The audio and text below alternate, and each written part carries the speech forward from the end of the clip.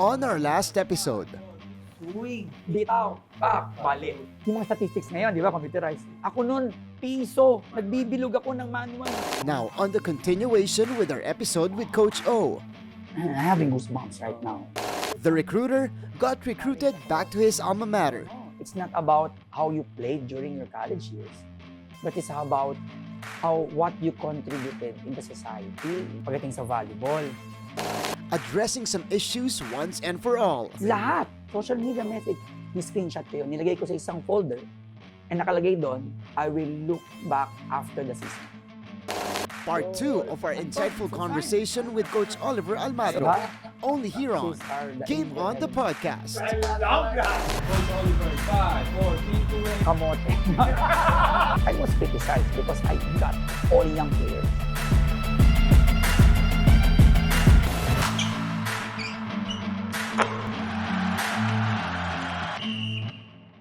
What's up, sports fans? I'm Anton Rojas, and I welcome you all to Game On, the podcast, the first sports podcast of GMA. This is brought to you by GMA Regional TV and Synergy and GMA Digilab. You can catch us on GMA News and GMA Sports on Facebook and on YouTube. And of course, download their episodes on Apple Music, Spotify. Ako po si Coach Hammer, Martin Antonio. And this is Martin Javier. Okay, Coach, from being the number one illegal volleyball recruiter of the Philippines. Nung araw. No, babalikan natin yan mamaya. Gusto kong balikan yan. Gusto kong balikan Natin yan. sabihin illegal. Number one recruiter sa paglalaro ng volleyball, na back to you ka, Coach. Ikaw ngayon ang ni-recruit ng Letran. After all your success, you now go back to your alma mater where it all started for you. Paano nangyari yan? I never really see it coming. Kaya nakikita ko lang Tagalitan, nanonood ako, I'm supporting because the coach is my coach before, assistant coach before, trainer. So, I just really want to help. Punta kayo sa amin, sa team namin, sa Ateneo, training kayo, ganun. And then Father Vic once started Lika, tulungan mo kami. That's yung pandemic, nung may mga mask pa di ba, nilalo. So, lika, tulungan mo kami. Sige na, sabi ko, Father, busy ako dito, gano'n. Tulong ka na. So, hindi yan naging it's not in paper talaga. Wala, as in, kantsawan lang. And then, after a year, Father is really, insisting na bumalik ka na. Balik ka sa Letran. Sabi ko, I was in UAP. Okay lang ba? Okay lang daw. Basta, ganito, kaya naman yan. Pwede naman daw yan. So until wala ko idea, and then biglang na-awardan ako ng In Letran kasi merong in 100 years, nag-award sila 400 greatest men and women. So I was nominated, I don't know, nominated or selected. Ang tawag nila doon, Grandes Figuras. So 400 greatest men and women, Grandes Figuras. Then, nung una, akala ko ba to? Pero when I went there, big time pala. I mean, big event pala siya. Sa Letran. Kailan to, Coach? Yung quadricentennial? Oh yeah, quadricentennial. Senator Freddy Webb, mga doktor, politicians, mga tumutulong sa Letran. Dami. Sabi ko, I asked Father, the director, and bakit po ako, Father, para dito ba talaga? Ay, may word niya. Di naman ako champion nung college ako. Sabi, no, it's not about how you played during your college years, but it's about what you contributed in the society, in the pagdating sa volleyball. Sabi ko, and we've seen yung hard work mo. Magandang ikwento yan sa mga bata. Kasi alam nila, nag-best thesis ako noon sa Letran. And yun yan like ko binabalikan, how you manage your time. Yun na. And then after that, ito na ulit. Tapos mga alumni na. Tumatawag, can we have a meeting, ganun. So yun na, sakto, tumutulong sa Squires or the SGA family, the Laos, and they were my friends, and then they were, sila pa rin yung isa sa mga instrument also, pati si Father Vic na nag-insist na tulungan mo na kami dito. So, sabi ko, Father, hindi to instant Hindi, okay lang yan. Tulong na dito. So, unti-unti, sumasilip ako sa training, and then yun nga, napa-yes na ako with what's in my mind is pinaaral ako ng letran, hindi ako magaling, nakagraduate ako, and I'm here, and no, there's no reason for me to give it back to my alma mater. No matter what, I will really give it back to my alma mater. So sabi ko, at least, maibalik ko man lang yung who I am na. I am now, yung resiliency, yung God-fearing, yung dedication sa trabaho nandun. So, I really have to give it back to my alma mater. Pero coach, ito kasi with the track record recently, that the mga kinover namin sa basketball side, lahat ng umuwi sa Letran, nag-uuwi na may kasamang championship. Coach Aldin Ayo, Coach Allen Ricardo, Grabe yung from pressure Letran. na binigay ni Hindi Coach pressure Allen. kasi Okay. yun yung expectation dahil yung mga Well, coaches na to, parehas ng kwento ni coach na Winning hindi sila culture. yung mga star players. They needed, kasi si Coach Allen, malapit kong kaibigan. So alam ko yung kwento niya na parang ikaw coach, nagko-coach din ng mga bata just to make ends meet after he lost his mom. Yun yung naging kwento ni Coach Allen going into coaching. Ikaw coach na. Kaya naalala ko siya dahil kinukwento mo na hindi ko alam yun coach na nagko-coach ka ng mga bata just to sustain yourself. How's the Letran Lady Knights looking right now that you're in the program? Right now, I have to taper the expectations kasi nga hindi ako yung nag-recruit ng mga nandito. Pero may mga good pieces naman na nandyan na. I call this healthy pressure. Healthy pressure. Okay. Why is it healthy pressure? It's because I know I will be pressured. Kasi syempre, all eyes are on me going to NCA. Kailangan may mabago ka right away. But considering this as healthy pressure because I have to be at peace with the pressure. Na going next year, the following years, we know how to handle this. So ngayon pa lang, this pressure, ina-accept ko na to. And sinabing matama yon. Kasi noong isang araw, nakita na kami ni Alden eh. Parehas ng kwento coach, di ba? Yung So nakita kami ni Alden, tapos isang araw magkasama kami ni Coach Allen. And sabi ko, pahawak naman. Sabi ko kila Allen. Sabi ko, magagawa ko. Kaya mo yan. Sabi ko, but sila kasi nakuha nila yung Yung mga time, pyesa. may pyesa sila Oo, eh. nakapakuha ng pyesa. Ako walang pyesa. Hindi ako nag-start kasi. When I started, nag-start na kasi yung school year. So wala akong chance na makakuha pa ng right pieces. Sabi ko, now, I'm putting this as healthy pressure. Those people will be my inspiration. And those teams na matitibay ngayon will also be pushing us forward. Para yung pressure namin, ngayon ubusin na natin to. Be it pressure, breakfast, lunch, dinner. Kaya inaano ko yung mga players ko eh. Bakbakin nyo na agad, coach. Para next year, sanay na. Para yun. I mean, it's a healthy pressure for this year. For me. So, yun yung aking tawag. Teka, may follow-up question ba? Yung pagiging recruiter mo, coach, na-activate na ulit. Na-activate naman. Meron naman na tayo for Sino? next year. Surprise muna. If there's any person who I feel is so used to pressure already, Yes. it's Coach Oliver Almadro because of nga the Ateneo years. Yeah, I was just saying, di ba? Talaga. Ito, Coach, season 81 of the UAAP, napa-champion mo yung Ateneo Lady Eagles, and I was just saying, for me, one of the toughest jobs, if not the toughest job for any coach here in the entire country, because of the eyeballs, because of the scrutiny on social media. Would you say that your championship during that year was the most satisfying and most difficult championship that you have ever won in your career? Exactly. That's right. Yung pinakamasarap yung sa men's. Yung una. Pero pinakamahirap, ito sabihin ko sa lahat ng mga nandito pa sa phone ko, lahat ng mga criticism sa akin noon, every game. Off-season pa lang. Ano to, coach? Sa social media o tinitext sa inyo? Lahat. Social media message. Ni-screenshot ko yun. Nilagay ko sa isang folder. And nakalagay doon, I will look back after the season. Okay. And that's no joke, because there are some people who want to avoid those things, pero ikaw, you save them. Sinabihan ako, may Binasa isang mo. beses, Ah. off-season to. Ng tournament. Mhm. Sinabihan ako nila, Tita Mozi, nila ano. I don't know, ikaw din sila noon during the time. Coach, huwag ka magbukas ng huwag ka magbukas. Pinipigilan nila ako, huwag ka magbukas. Pwede yung mga kaibigan ng media. Kasi grabe, kulang na lang. Saksakin ako paglabas ko ng Kasi nga, Ganun ka-intense. ganun ka-intense, ganun ka-passionate. I could only understand them. They're so passionate, idol time, peak nung Ateneo. But nung pumasok ko sa Ateneo kasi, sa women's, hindi nanalo ng finals, nag-third, tapos nawala yung mga key players. So, going to my time, imagine Ponggay coming from a middle or libero, gagawin kong open.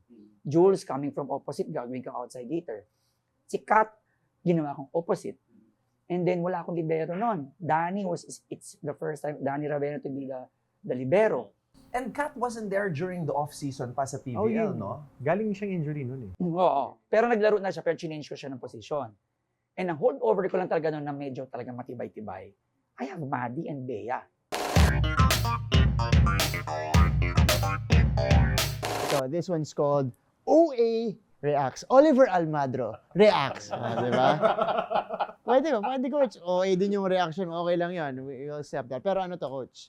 Word association. So, pag meron kang narinig na pangalan dito na babanggitin natin, of course, connected sa'yo, sasabihin mo sa amin, a few words. Yeah, just quick thoughts. Yeah. Unang Aba. pumasok sa isip mo when you hear the name. Unahin na natin. Sige, Yeah. Ton. All right. I know this one's close to your heart, Coach Nes Pamilar. He is my mentor. He's the one who gave me the opportunity to play volleyball in college.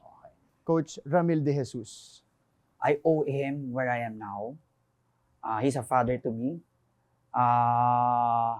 Until now, I'm looking up to him. And yun, yun na yung words. I owe a lot to him where I am now. Okay. Ito, Coach. Mark Espejo. Mark Espejo, nung time na when I was coaching him, like ko sabi, last option is Jesus. Break this in case of emergency. Jesus. But, di ba, Jesus. Jesus. And of course, Ish Polvorosa. smart. Rex Intal. Kamote. No. Paring Rex, pare. Paring Rex. O pwede ba yung favorite ko? Maddie Madayag. Madi Madayag, ano yan, The Rock. The Rock. The Rock namin yan. 11 blocks. UAP record. 11 blocks. Bea De Leon. Bea De Leon, leader. Boss D. Boss D. My apple of the eye. Why? Could you expound? Yeah, Apple of the eye. Well, many people don't know that in our training, lagi sinasabi siya talaga yung akala kasi ng mga tao when we talk, parang parang surprise na surprise din. No, we do it in training. Sa training pa lang, she knows that she'll work hard and I always saying to her, good setter, good team. So talagang siya yung pinipit-pit ko during that time when I was handling her. Kaya naman, nanalo. It's because talagang pag yung setter magaling, gagaling din yung team. Talking about leaders, ang iyong kapitana, Remy Palma. Remy Palma, napaka-mature leader ni Remy. Remy Palma is, can talk to anyone. Pwedeng biro, pwedeng seryoso. Brooke Van Sickle. Brooke Angel, that's our heaven sent. I love that. Diba? She's the angel heaven sent. Neto, Boom Gonzalez used to call her the closer. Parang Eliza, when you need something, diba, she doesn't crack under pressure. Aiza Maizo Pontillas. When I'm talking to Cole Watanabe, the boyfriend of Brooke, I'm saying to her, she's not, look at her, she's not powerful, but she's so smart. Nagulat siya. When she did the deep cross, yung manipis, wow, she did do that. So because she's very smart. So she doesn't need power, but talino talaga maglaro. Pero malakas din si... Quiet, kumbaga napakatahimik Silent niya. operator. Yun. Ito, we have one last name. Your present team captain, Jules Castro. Si Julian Castro is, specifically hindi siya yung original team captain. Pero kaya ko siya ginawang captain now, kahit hindi siya, kasi during my time, sabi niya, hindi naman ako yung magaling. Sabi niya, coach, hindi naman ako yung magaling, ba't ako yung captain? It's not about what points you can give.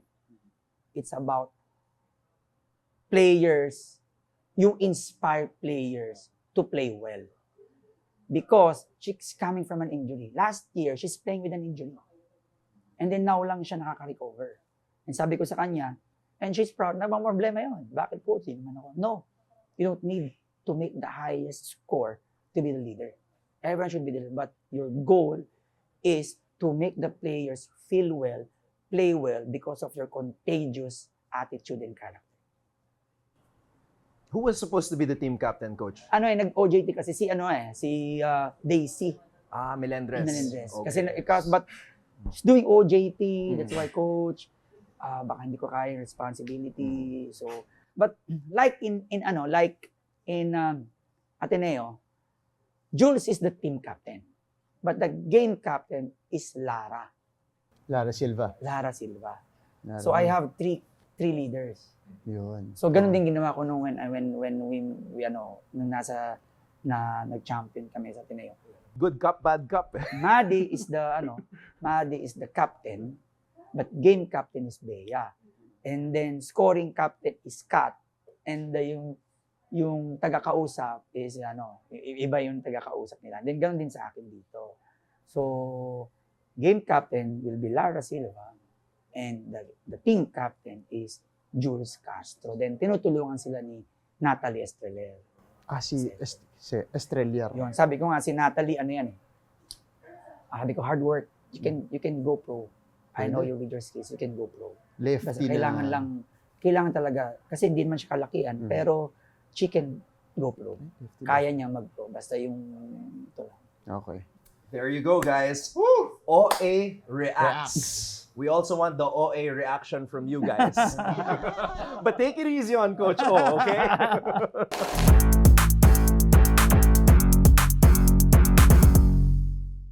Now, do you have, I'm sure you have, your favorite of all time, your FOAT volleyball moment?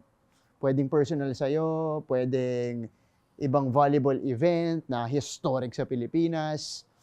What would that moment be for you? Well, ako yung moment na kasi when I started coaching the men's team, sabi ko nga, di ba, ayaw ko ng men's team. I don't know. First moment is when Coach Shamil said na, you can do it. Na pwede ka na mag-head coach. First moment. Mhm. Imagine Coach Shamil saying, kaya mo na mag-head coach. And then yun na pumunta na ako. And then second is yung first kong napag-abot sa finals yung men's team na yung FEU Malakas. And it was covered. Talagang I was on my knees. And it's the first ever championship appearance. We didn't win that time. Pero it was so impossible. It's because it's 18-24. We won the fourth set, 18-24. Oh. Wait, This was to advance to the finals. No, advance to the fifth set first. And then Okay. pag nanalo, finals. teka, 18-24 set point na. Yes. Yung FEU. kalaban. Match Oh, point match na. point na nga eh. Oh, match Match point na. na FEU. Yung literal na. So I was on my knees and then it goes down to my faith. I mean, i-share ko lang. I want to share this. I am not Pong Nazareno, pa doon before. But going to that team, when I was with Ateneo, nung papunta na kami sa semifinals, January, I went to the Quiapo. And nasa grandstand yun. And I will share this. I really have to share this. Normally, pila niyan 3 hours. 3 hours. And then, ma'am, ayoko pumunta dito sa mga in-laws. Ayun, nahaba ng pila. And then, baba ako sa kotse, gano'n, habangan ng pila. May lalaki, dito, meron pila dito, maikli. Pila dito, maikli. Sunod naman ako. At pila, maikli. Sunod ako. As in, pagpunta ko doon, mga 5 persons na lang, tapos hawak na ako kay Nazareno. Hawak na. Kasi nahanap ko yung nagtawag. Wala naman yung nagtawag na mama. Wala. As in, wala siya. Kasi parang pulub. Dito, may mga. Wala naman. And I touched in walang 15 minutes. O walang 30 minutes. Nandun na ako. Na-touch ko. And silang sinabi ko, I am specific. Oh Lord, sana makaabot kami ng finals. And I'm having goosebumps right now. Lord, Pong Nazareno, ngayon ko lang kayo nahawakan. Sana makaabot po kami ng finals. And hindi ko akalain na abot kami ng finals. Kasi that's why I on my knees. Thank you, Lord. And imagine, pila ng mga tao 3 hours, ako 15 minutes, at may tumawag lang sa akin, I don't know who that guy is. Tapos hindi mo na nakita Hindi ko na pagkatapos. At yung pila na yun, after ko, ako yung last after ko, wala na yung pila na yun. Wow! Sa Quirino Grandstand, sa Luneta. Galing. So I have to share this. That's destiny. So- Yun din yung gumawa ng paraan para sa'yo. So sabi talaga. ko nga, we normally choose, we choose the best. But Lord, the God, Lord chooses us. Chooses the right people. I may not be the champion right away. Hindi ko ako mag-champion. But I know, Pong nasa na chooses me to bring Ateneo to the championship. I believe. And it's all about faith. Hindi lang puro galing. It should be 3-dimensional. It should be skill, science, psych, motivation, and the 3rd dimension is heart and spirit. And I have to be vocal with that, a 3-dimensional coaching. So, I hope Parang gusto ko maglaro. Grabe naman yun, coach. yun yung... This is how you know na yung mga sinasabi ni Coach Oliver sa kanyang mga teams, like during those years, it was faith, trust, and courage. This is where it comes from. It's not just words. It's not just stuff that Coach O writes down. It's experiences that you actually went through. Actually, merong volleyball, sports academy, I nagturo ako ng coaching philosophy. So, isang SEM. So, my coaching philosophy is about your challenges and tribulations. Your coaching philosophy, you cannot get, my coaching philosophy is like this. No, your coaching philosophy should come from your experiences, challenges, and tribulations and success. So, yun yung... Well, isa lang masasabi ko after all this, I'm just so happy and thankful that Coach O is with us in the NCAA. Dahil ito, sabihin ko sa inyo guys, nung nakikita ko na si Coach O watching the NCAA, and at the back of my mind, I was like, you know what if one day Coach O coaches in the NC? I would be so happy for him because, number one, he'll get away from the toxicity of social media in the UAAP. And number two, he can uplift the level of volleyball in the NCAA. And that's one thing we're very thankful for, Coach Oliver. Thank you to Letran for bringing me back. Siyempre, iba talaga, Coach, pagka nanalo ka sa bahay mo. Oo. Kung saan ka nang galing. Yun talaga Iba ang dream ko talaga. Iba ang manalo when you're winning from Hindi lang where you're from. level ng volleyball lang iaangat ni coach, pati ratings ng yung millions of supporters niya, lilipat sa atin eh. Ang kailangan natin makita yung mga sound clips mo ngayon. So ano ngayon, pabalikin natin, pasamahin natin dito Oo, yung mga yun talaga. Ito naman kayo manood. yung mga Bagong project na naman yan, Coach, na talagang i-build up mo yung programa. You've been the coach of the national team. Men's national team, okay. What's your dream composition of your team? Siguro dun sa mga players that you handled, that you played against, if you're going to compose your top 6 players. 6. O sige coach, simula tayo dun sa dream team mo ng, ito pwedeng yung mga noon mo pang na-handle, noon mong nakita hanggang sa ngayon. Or nakalaban, Or Nakalaban, nakalaban, coach. oo. Yung gusto mong composition na, pag si Coach O ang nag-coach ng team na to. Okay. First 6 lang, first 7 lang. First 7. Seven, Oh, sama seven. na, equivalent natin Per yung position, Coach. Per position. Oh. So, And setter. ililist na. Sa women's division muna Okay. tayo. Women's division. First setter, Setter. Tina Salak. Tina Salak. Bigat nun, Why? Talino, malaki. Mhm. Kasi black. So, and dati siyang middle blocker. So, yung tendency, yung tingin sa spiker, alam na niya. Oo. So, nung college, ano siya middle blocker siya. Tapos, Carolino, yung third. penetrante, Remulya yung So, mga pumapalo. yun yung Setter. Oo. yun yung setter. Okay. So, Galing naman nun. Okay. Hindi kasi yun ang Hindi, tsaka- usually compromise kapag setter. Pag maliit, siyempre mapo-compromise yung blocking. Pero si Coach Tina, malaki. malaki na. Matag- Tapos may middle matalino. blocker tendencies pa. Oo, matalino pa maglaro. At she's very simple, Basic. but efficient. Mm. Sometimes, di mo kailangan mag-effective, but efficient. So, ngayon, Coach, nakita natin, mas papabor ka talaga sa mga setters na efficient. Efficient. Not too flashy, but the Kaya si efficiency. Dina Wong naging successful kasi malaki siya. Mhm. Dina Wong, hindi siya maliit na setter. May height siya. So, malaking factor yun. Pero yun, Tina Salak. Mhm. And then, sa outside hitter, Alyssa Valdez. Not because yung magaling or something. Si Alyssa kasi, don't crack under pressure. Mm. She's really the clutch. Kumbaga parang, Nagsha-shine pa Pag nga. kailangan mo ng puntos ng pitpitan. actually hindi nga puntos eh. Hindi siya magkakamali. Oh. As a coach, sometimes you compromise the points sa hindi liability during the end game. And then babalik at babalik naman sa yung volleyball eh. Then pag bumalik na, doon ka napapatang. Kasi sometimes, akala nila pag malakas kang pumalo, nakapatay ka, Hindi ko yun na eh. No, sometimes you have to be works clutch. Hindi ka nagka-crack under pressure and you know what to do in times of ganito. Kaya alam natin, pagka ganito sa kanya binibigay. Sa opposite, I'll go with my letranista teammate, Michelle Carolino. Michelle Carolino, sa opposite. Ganun din, galing din siya sa middle, nag-middle muna yon. And then, during yung umpisa ng mga V-League nung araw, talagang hindi mo talagang nag-national team siya, opposite. Yung kapatid niya, opposite din, si Mayet, pero nag-turn to setter. Pero si Michelle kasi, yun nga, high leaper, dating middle blocker, matangkad din si Michelle. And nakasmile lang din lagi yun. Hindi ko makikita ngayon.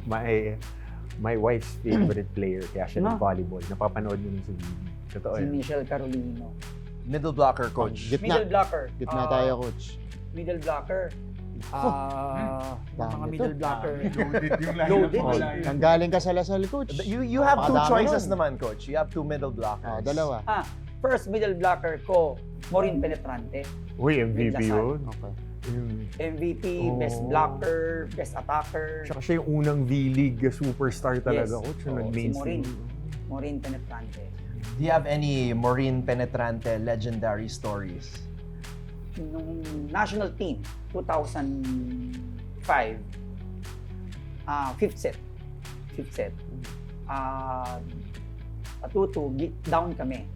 And kung mananalo kami, bronze automatic. So ginamit siya ni Coach Ramirez outside dito. But she was a middle. Middle outside siya. Ginamit siya sa outside dito. In the game, ginawa game. niya yun. In the game. Hindi ininsayo to, coach. Teka. Hindi ininsayo. Talagang... Nagpa-practice na rin siya. Pero auto-adjustment. ng Pero set, syempre, expect na middle siya. Okay. Kasi sabi nga ni Tin during that time, kasi si Aleta noon, 2005, hindi na mahuli-huli yung liquid niya na eh. Sabi nga, ang suggestion, si Mau na, kayang-kaya niya yun. Pero hindi, ginawa ni Coach Mil outside dito. And then Tina was going to her. Pinupuntahan. We won 5 sets against Indonesia. Wow. Bronze. That was the last medal of yung bronze medal ng So outside dito yun. And Yung isa mong gitna, coach. Isa pang middle blocker, coach. middle blocker, hindi pa din tayo no? Ina-naturalize pa natin yung coach. Pipila pa tayo sa Senado. No? Feeling ko I have an idea who coach is having a hard time picking here. Hirap nito. Hard time Meron eh. siyang present. No. Outside hitter, okay, may Eliza na ako, Yeah. may Si Carolina. Carolina, Well, opposite. outside hitter. Outside siya. Outside hitter na. Si Eliza outside hitter, di ba? Michelle Carolina. Outside hitter, I'll go with Canino right now. Angel Canino. Canino. Wow. Right now, Oo. Coach, bakit? Kasi ang dami na nating nakitang players eh. You'll go with Angel. Ano yan? Future yan. Hindi lang yung future yan. Ano ba hit ni Angel? 5'11"? 11 na, 11. lanky. Nakakadepensa, Tapos nakaka-receive. nag-gain na ng good weight.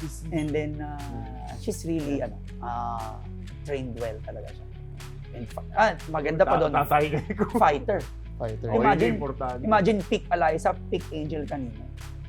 Oo nga. National team, Unstoppable. Tapos Oo. isang middle, yun, nakuha sa middle blocker natin. Of course, doon tayo sa, nasa Japan. Santiago. Santiago. Imagine mo na yon, yung lineup na yan. Tangkad. Tatangkad. Puro malalaki. Coach, malaki to. Libero na lang, coach. Libero, prime libero. Ito, dami nito. May What a team. Anong gusto mo? Ako, yung prime ni Denden. Really? Yeah, prime ni Denden. Kasi Denden leader. Okay. Leader si Den. Yung talaga pa siya, hindi pa siya nakaramdam. Ayan, medyo alam naman natin. Goes with the age.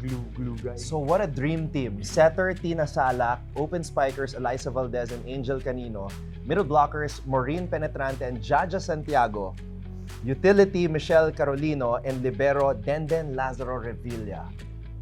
That's Coach O's dream Anong team. lineup? Okay. In the women's division. Starter pa lang yan, ha? So kung mayroon ka pang ano dyan, if you will be having kasi ako nung nag-coach ako sa national team, 2005, I was criticized because I got all young players. You foresight Lang. niyo yung moving Na-foresight yung forward. 2019 na mag-go-host. And indeed, nag-medal. Pero hindi na akong coach. Pero yung core na yun yung umakyat dire-diretso. So I gambled during that time, 2005. So na-hike. I like how it's a mix of then and now, Mm. and during the time that volleyball started to gain popularity. Yes.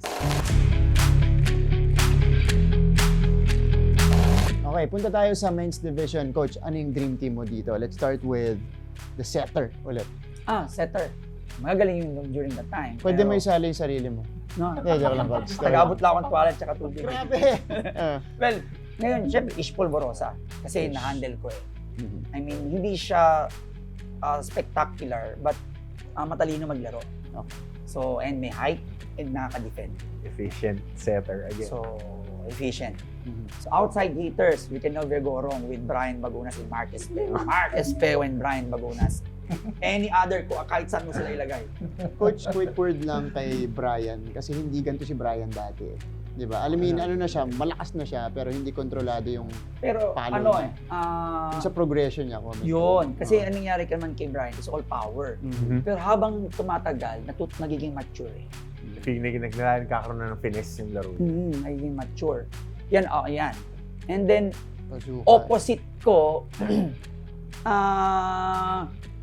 gusto ko si Isay, but I have to go with Mark Alfafara. Respect. Uy. Respect the Mark coach. Alfafara. Okay. Diba? Mark UST. Alfafara. Respect. Diba? I mean, Mark MVP yan. Alfafara was a beast. MVP yan. Ang opposite talaga yan. Number 1 scorer yan dati during his prime, UAP. Mark Alfafara. And then, middle, magagaling din yung mga time namin. Pero syempre, right now, kaya ako gusto si Rexintal, because yun matalino maglaro. Ang galing na game adjustments. And kasi, hindi dahil favorite ko siya, it's because nung tinitingnan, hindi siya talagang legit volleyball player. But he goes, kung ano sabihin ni coach, kung ano sabihin kung training, kalaban talaga siya. And then, right now, yung middle, Peter Torres. Ito, hindi to mga olds, mga ano to, current yung mga, Peter Torres, prime Peter Torres. Yeah. Prime Peter Torres was crazy. Yung trajectory ng bola sa running niya. Patay Yun ang din. bounce Baon ball. na baon. Yun ang bounce ball, Compare ko si pare. Peter, after training, we spent another 1.5 hours for that para i-train sa kanya yung short running, long running. Okay. Kasi hindi pa niya alam kasi basketball player nga siya eh. And si Rex idol niya si Peter. Libero, coach. Libero, Kalingking. ano ko? Sumanggid. Ay, Sumang.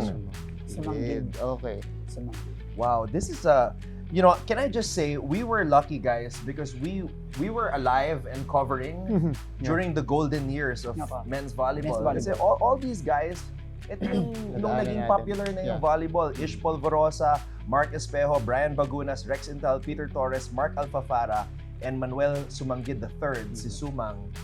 Well, we're blessed to have witnessed this era. Pero yung mga kasunod niyan, yung mga outside hitters na niya, kung kukuha ka ng veteran, yung Oliver Balse, si Coach Oti Kamangyan, yun yung mga, ano yun, yung mga magagaling nung araw, si Pardy Tupas na middle, naman yan, pagkasama-samahin mo yan, maganda yung prime nila. Hindi, Coach, we're very excited for you. This Me is a too. new chapter with your alma mater. So, final thoughts na lang.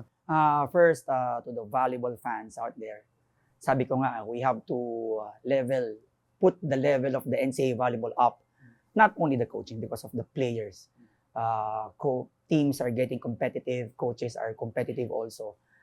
Suportahan natin yung NCAA. Nanggaling ako dito, noon, ang malalakas na player, national players galing sa NCAA. So believe me.